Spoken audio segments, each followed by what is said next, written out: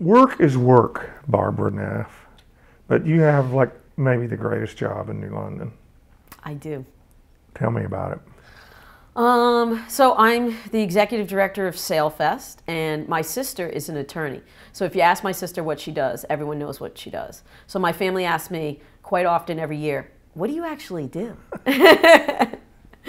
And my answer is sometimes I'm booking bands, sometimes I'm talking to vendors, and sometimes I'm booking porta potties. How many years have you done this? This will be the 17th year. How many years has there been Sailfest? This will be the 36th year for Sailfest. How did you get involved? Well, that's pretty interesting. It was over a beer, and I'd like to say that my best ideas come over a beer.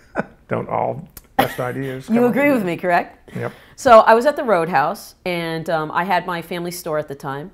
And I was at the Roadhouse talking to the owner of the Roadhouse, which was Tom Crosby. Sure. And at that time, the event was only a one-day event. It was only Saturday. And him and I were reminiscing about how we remembered it as being a three-day event and how great it was, and that how, you know, it was like Christmas in downtown. All the businesses did really well, and it helped them push them through, you know, the winter where they had build-up bills and stuff like that, and that we really wanted to bring it back. So Tom and I agreed that we were going to go to City Council and ask City Council if we could help run Sailfest. So we went to the next City Council meeting, and we said that we wanted to run Sailfest, and they said, we don't run Sailfest, you have to go to the Downtown New London Association. So we went and found Kip O'Shane, and I said to him, we want to run Sailfest. We want to help, we want to do it. And he says, well, you have to be the president. And so Tom and I looked at each other, and we were like, okay, what do we have to lose? So we went into a meeting where they had an election, and we were nominated from the floor, and I won by one vote, and I was president and he was vice president.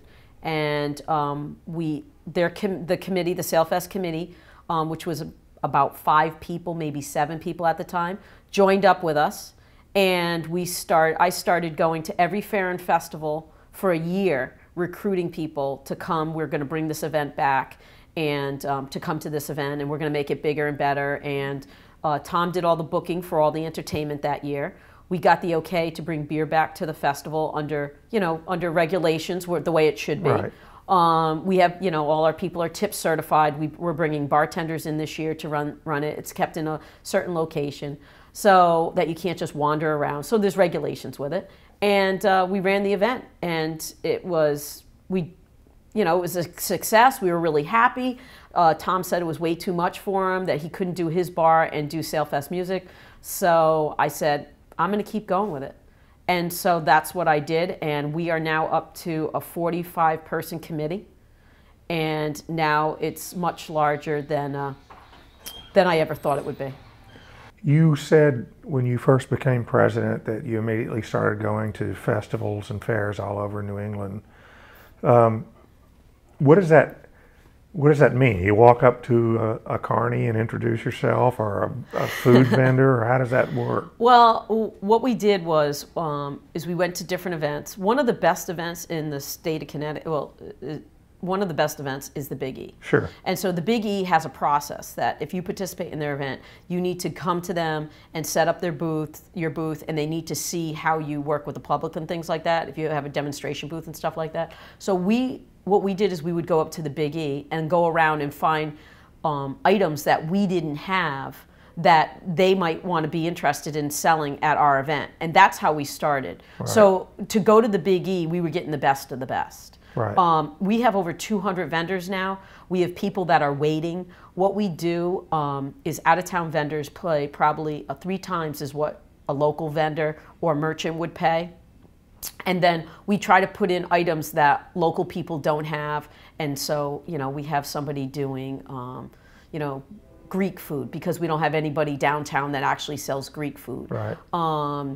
And so that's what we try to do.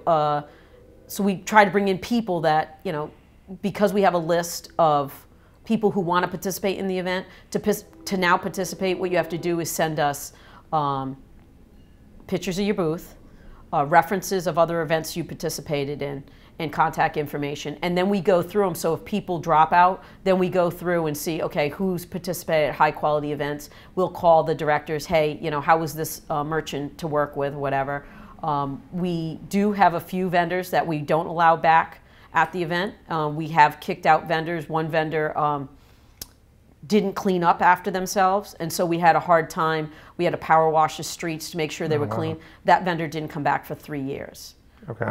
After begging us and promising it would never happen again, we ended up letting the vendor back. But we're very strict. You know, if people complain to us that the vendors are rude to them, or there isn't a good product, or the health department has a problem with them, we don't let them back.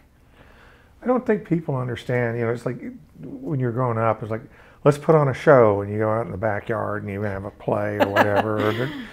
Or a carnival, a little carnival will come to a parking lot at the grocery store.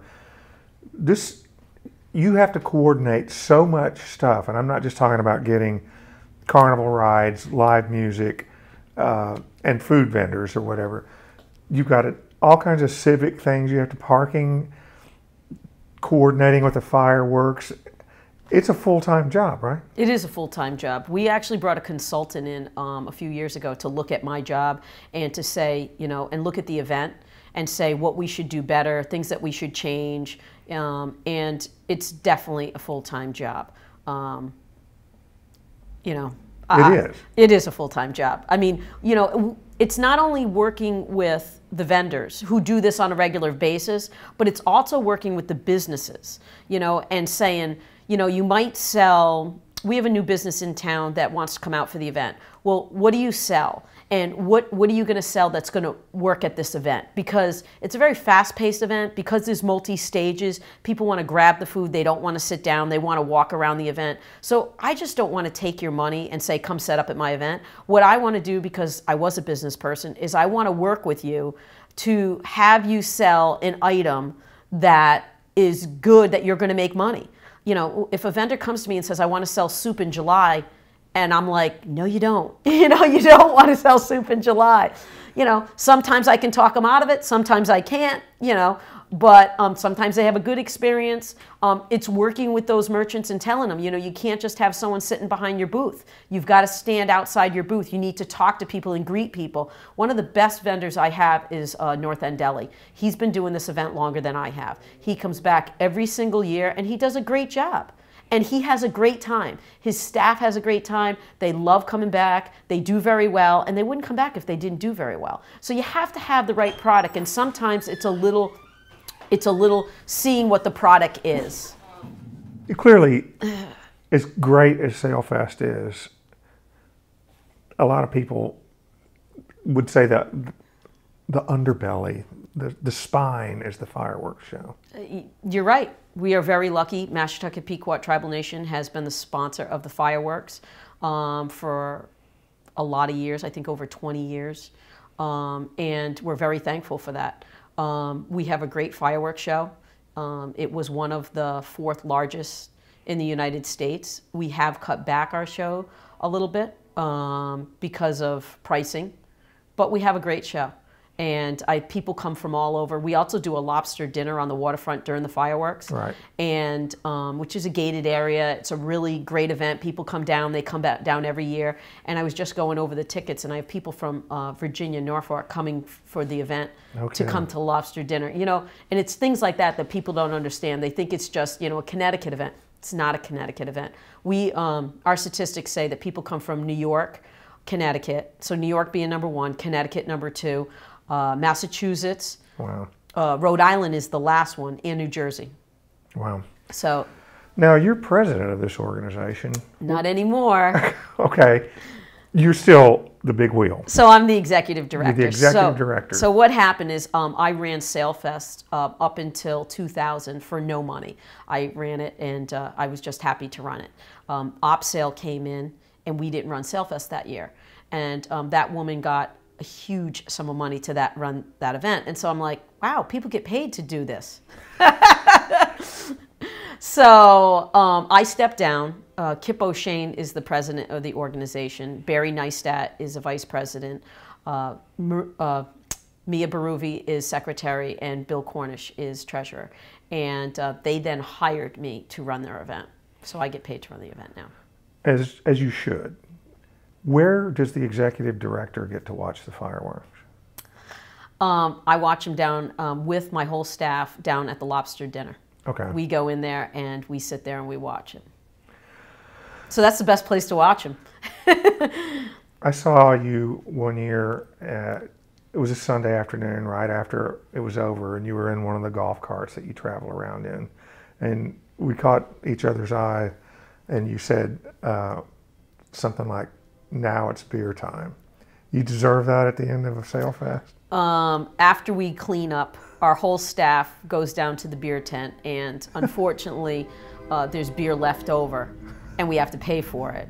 So we all have a beer, and we reminisce, and it's actually like a meeting. We all, because we're all so busy during the weekend, we actually sit down, and we all have a beer, and we all talk about like what happened. Like, oh, you should have seen this lady, you know, and her kids on the amusement ride, or you should have seen this person doing something. And so we all just sort of meet and go over the weekend and talk about like what happened, and so we all know going back on Monday, hey, when we get a call to the office that something happened, we all know what's going on. So.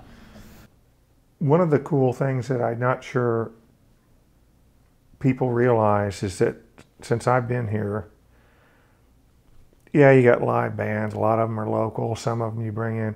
You exposed people to acts like the Iguanas and the Rebirth Brass Band that would never have registered to anyone up here. And that's a really cool aspect. I've watched people have their minds blown by these artists that they had no clue about. Is that something that's fun for you to try to seek out? No. It's not? That is one of my hardest jobs. Andre, who's the event coordinator, and myself worked for 1 month, 3 days a week, seeking out bands, because as people know, there's no gate at this event. So we don't have a huge budget. The money that we make, we donate back to the community. So we tried to bring a headliner in on Fridays and Sundays. And we researched, called every agency I know, trying to find people that you want to see on Friday night, that you might never get to see in New London, and nevertheless free. And so it's, at the end of the month, I actually was laying on my floor in my office going, what am I gonna do? And it's funny because we ordered lunch from Muddy Waters, and Sue came over and she says, you guys pull it through every year, you'll do it. But we were at the end. We were like, the timeline was ticking down. We had to book somebody, and we got a great band, Walter Wolfman Washington out of New Orleans. It's gonna be a great show. And like you said, you know, sometimes people don't know the names, but if you come out, it's going to be a great, great show.